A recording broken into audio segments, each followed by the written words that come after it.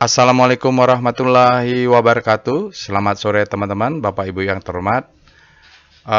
Pada kesempatan ini kita akan coba membahas tentang Wyckoff structure ya Bapak Ibu. Sharing karena kemarin itu ada saya posting iseng saja, malam-malam saya posting analisa breeze untuk Wyckoff structure, lalu saya posting ke Telegram channel. Kemudian ada yang mungkin bingung ya, karena saya posting saja ini maksudnya apa gitu, karena memang tidak banyak yang di berbagai sumber tuh jarang sekali yang Wyckoff analysis atau dengan VPA. Lalu dia coba bertanya, bisa nggak Pak dibuatkan video untuk saya belajar?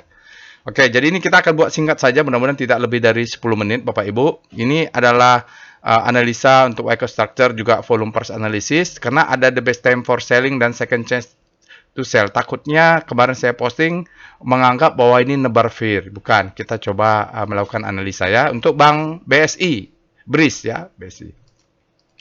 Jadi pada tanggal 24 kalau nggak salah habis liburan, saya iseng malam-malam itu posting seperti ini Bapak Ibu. Saya ceritakan bahwa untuk BRIS kebetulan ke detect the best time for selling, juga ada second chance to sell. Lalu saya ceritalah segala macam ya Bapak Ibu. Nah ini saya akan coba jelaskan, lalu karena ada yang permintaannya kemarin atau kapan, selamat siang, saya berminat belajar Wyckoff ya, ini untuk volume price analysis, tertarik dengan postingan untuk BRIS ya, Telegram channel, langsung tolong dibuat penjelasan Pak, ya, lalu mohon info kapan workshopnya, terima kasih. Jadi, baik, saya akan buat videonya. Saya paham kalau orang yang umum belum ikut workshop volume price analysis akan bingung seperti ini, apa maksudnya ya. Sudah ada tutorialnya sebenarnya, Bapak Ibu. Cuman memang tutorial yang ada di video itu adalah sekitar 10% saja. Karena untuk menjelaskan volume price analysis ini kita workshop one day full day ya, one day workshop volume price analysis. Levelnya advance ya, sudah paham tentang risk management segala macamnya. Tapi nggak apa-apa lah, karena saya posting takutnya nebar fear, maka saya akan jelaskan. Kini ada penjelasannya juga, ada ilmunya juga ya.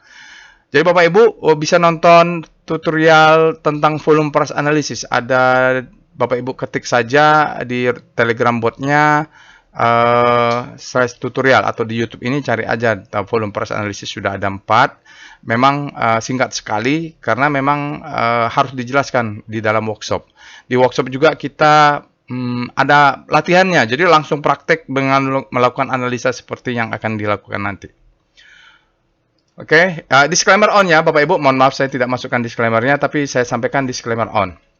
Oke, kita masuk saja, karena ini sebenarnya saya ingin sharing saja ya, terserah percaya atau tidak, mungkin ambil aja yang baiknya, kalau yang kira-kira nggak cocok, abaikan saja. Baik, ini adalah Wyckoff ya, Bapak Ibu, kita bicara tentang Wyckoff. Wyckoff ini sudah lama, saya lihat baca bukunya itu awal-awal 1900-an. Jadi bukan saya yang menciptakan. Dia mengatakan Wyckoff ini adalah konsep dari smart money dan supply and demand. SM itu adalah smart money. Jadi intinya dia mengatakan apa yang terjadi di pasar saham itu sebenarnya ada yang menggerakkan. Artinya menggerakkan itu adalah supply and demand. Tentu disebut dengan smart money karena banyak kriterianya. Ya, takut saya jelaskan nanti waktunya nggak cukup coba. Intinya di pasar saham ini dari waktu ketika pertama kali Wyckoff menjelaskan, artinya sudah ada ketika market itu terbentuk, sudah ada sebenarnya struktur ini. Cuman yang memformulasikan waktu itu adalah dengan bahasa yang simpel adalah Wyckoff. Sebenarnya market itu terjadi dari 4 fase ya Bapak Ibu. Jadi kita bisa lihat ada fase 1. Fase 1 disebut dengan fase akumulasi setelah terjadi selling climax ya, dia selling climax, ada fase akumulasi di sini, panjang ceritanya, lalu dia pindah ke fase 2 disebut dengan marking up. Yang marking up syaratnya adalah ada low, high, high low, higher high ya. Jadi sudah membentuk uptrend dengan trend uptrend. Kalau itu belum terjadi nggak ada ya, market up berarti masih akumulasi. Setelah itu fase 3 disebut dengan distribusi. Jadi distribution adalah fase 3. Ini nanti kita akan lihat ada detailnya. Kalau di dalam kelas kita lihat detailnya. Beberapa analisa saya sudah menjelaskan detailnya ya. Ada uptrust bar, ada sign of weakness, segala macam. Ada buying climax dan lain-lainnya. ada the best time for selling. Lalu kita ada fase 4. Di fase 4 disebut dengan marking down ya. Jadi marking down ada fase 1, 2, 3, 4. Setelah marking down, dia akan balik lagi ke fase 1. Jadi siklus di pasar saham itu sangat simpel. Kalau kita belajar Wyckoff dan volume price analysis itu sangat simpel. Hanya ada 4 fase dan itu kita latihan saja bertahun-tahun, mudah-mudahan bisa baca. Ada beberapa saham yang respect terhadap Wyckoff ini biasanya profitnya sangat besar. Tidak semuanya, tergantung ada nggak support dari smart money atau bandarnya di belakang. Kalau nggak ada bandarnya ya nggak mungkin terbentuk. Kalau diserahkan ke market, mekanisme market dengan sistem kapitalisme, suruh retail bertarung bersama retail, biasanya dia tidak akan terbentuk fase ini. Begitu kata teori ya. Lalu Wyckoff mengatakan bahwa hukum pertamanya adalah market itu bergerak karena ada perbedaan supply and demand. Bukan karena perusahaannya bagus ya, bukan karena laporan keuangan maksud saya. Ya bagus tidak, itu kan profitable ya, karena dia profit maka dia bagus. Saham itu naik karena demand-nya lebih besar daripada supply. Dia turun karena supply lebih besar daripada demand. Apakah karena adanya corporate action atau karena ada laporan keuangan demand-nya meningkat hingga harga naik, itu berbeda ya Bapak Ibu.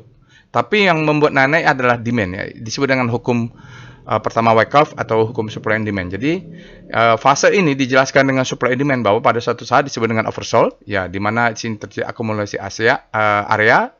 Lalu demand lebih besar pada supply. Tanpa ada demand ya yang lebih besar pada supply, maka tidak akan terjadi marking up.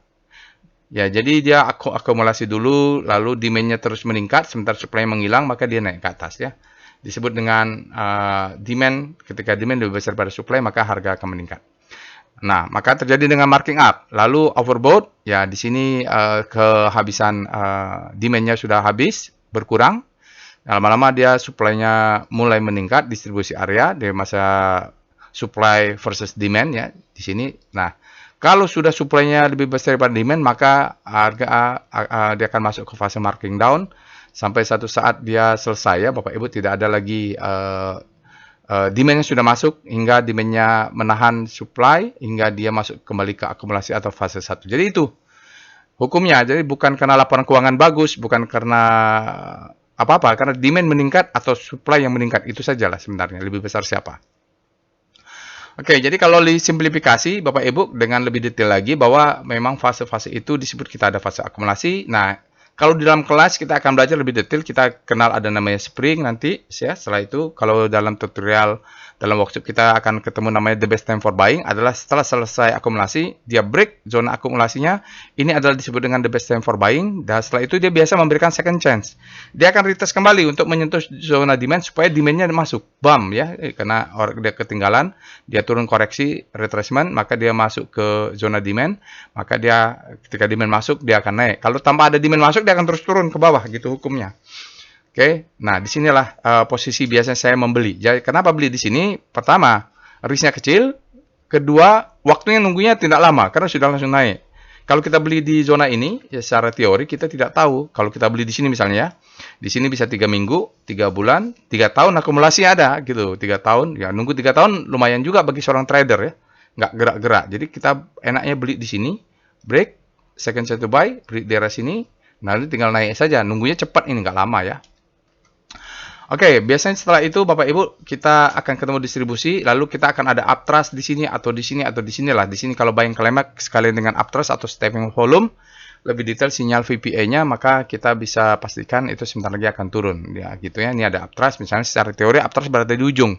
Fase C, kalau di detailnya maka dia turun, dia break, maka ini disebut dengan the best time for selling ya. The best time for selling. Jadi terbaik menjual adalah ketika pasang stop loss di sini. Pasang stop loss itu adalah the best time for selling. Lalu kadang-kadang dia memberikan second chance to sell, akan naik dulu. Tapi ini biasanya hanya 80% ya. Hanya 80% dia turun, memberikan second chance to buy. Hanya 80% dia naik, memberikan second chance to sell ya. Nah, saat itu dia akan membentuk pattern high, low. Ini adalah, setelah itu dia akan membentuk, setelah ini terbentuk, biasanya dia akan, kita bisa deteksi ini adalah high, ini adalah low, ini adalah low terhadap high atas ini. Maka kalau ini break, dia akan membentuk lower low. Udah, confirm. Ini ada sekarang fase E atau fase marking down. Jadi yang penting ketika dia the best time for buying, kita langsung identifikasi apakah ada second chance to buy, lalu ada nggak pattern downtrend seperti ini. Kalau ini terbentuk setelah jadi ini udah valid, itu biasanya turun. Tinggal kita tunggu di bawah ini ada demand zone atau enggak. Oke, begitu teorinya Bapak Ibu. Udah 10 menit. Nah, kita cepat aja seperti ini Bapak Ibu ya. Ya, ini dia welcome structure-nya. Kalau kita pakai sinyal kadang-kadang kita baru bisa identifikasi. Kadang-kadang dia nggak memberikan second chance to buy ya, sell ya. Kadang-kadang dia turun seperti itu. Inilah kira-kira. Oke, kita masuk ke bridge-nya. Teorinya tadi sudah. Nah, ini ada saya postingnya. Bapak Ibu bisa lihat di sini untuk tanggal 22 end of day-nya. Jadi, kalau kita lihat nanti harus dikonfirmasi di weekly, tapi karena saya posting daily-nya, Bapak Ibu bisa cek sendiri nanti bahwa ini adalah volume di bawahnya Bapak Ibu. Ya, ini kita sebut dengan fase akumulasi. Dia terjadi akumulasi, ini break ya. Bisa break di atas ini. Ini adalah the best time for buying atau di sini. Jadi dia akan memberikan second chance to buy. Setelah itu dia masuk fase marking up. Apa definisi marking up? Dia harus ada low, ya high, high low, higher high. Setelah terjadi fase akumulasi, low high, high low, higher high. Nah, ini valid dia, lalu dia juga low high, high low, higher high sampai suatu saat dia ada sinyal. Ya, ada sinyal lain. Ada sinyal, salah satunya adalah sinyal sign of weakness. Salah satunya adalah after bar. Ini ada juga stepping out ya. Ada bulat titik biru ini adalah stepping out. Tutorial tentang sign of signal sudah ada. Kalau di workshop kita bahas sangat banyak sinyal-sinyalnya. Salah satunya ini Bapak Ibu. Jadi keluar sinyal ini dengan volume yang besar ya. Jadi volumenya harus besar. Volumenya climax fall down ya. Jadi volumenya ini climax fall down dan dia divalidasi oleh sinyal ini. Jadi down bar ini divalidasi. Sudah valid dia bentuk sign of weakness. Lalu biasanya di tengah-tengah ini volumenya kecil-kecil nih. Hilang-hilang di bawah-bawah ini. Sampai satu saat dia break. Ya, nah ini disebut fase distribusi. Dia mau coba double top tapi tidak berhasil, lalu dia turun ya. Ini ada gap, dia tutup gap. Ini ada gap, selesai semua gap, lalu dia menjadi the best time for selling. Nah, ketika the best time for selling di sini ya Bapak Ibu, ini the best time dia break, seharusnya stop loss kita berada di sini, sudah exit kita ketika dia close ke bawah. Nah, kadang ini gagal, kadang dia gagal Bapak Ibu ya. Kadang gagal karena stop lossnya gagal fire, dia akan memberikan second chance to sell. Nah, di sini ada kesempatan kita menjual karena di sini ada zona supply. Menjadi orang-orang yang beli di atas ini nyangkut. Ketika naik ke atas dia akan tertahan oleh supply, maka supply-nya masuk. Nah, posisi kemarin tanggal 22 bridge berada di sini. Ketika bridge berada di sini, yang kita antisipasi apa? Apakah kita sudah berhasil bridge kemarin jual di sign of strength? Ya, di second chance to sell. Ya, kalau nggak berhasil, ya pastikan stop loss kita ada di 230 kurang 2 tick ya Bapak Ibu.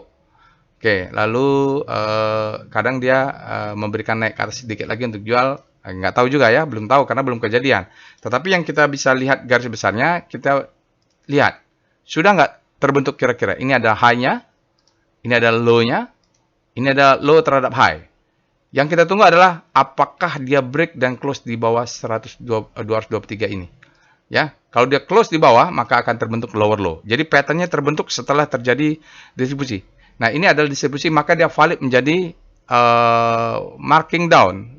Syarat marking down kan dia harus ada pattern seperti ini dulu dan dia volumenya juga terjadi peningkatan pada saat dia break. Ya, jadi sudah valid antara price dan volumenya. Price-nya turun, volumenya meningkat. Oke, lalu kita lihat. Nah, ini adalah down bar.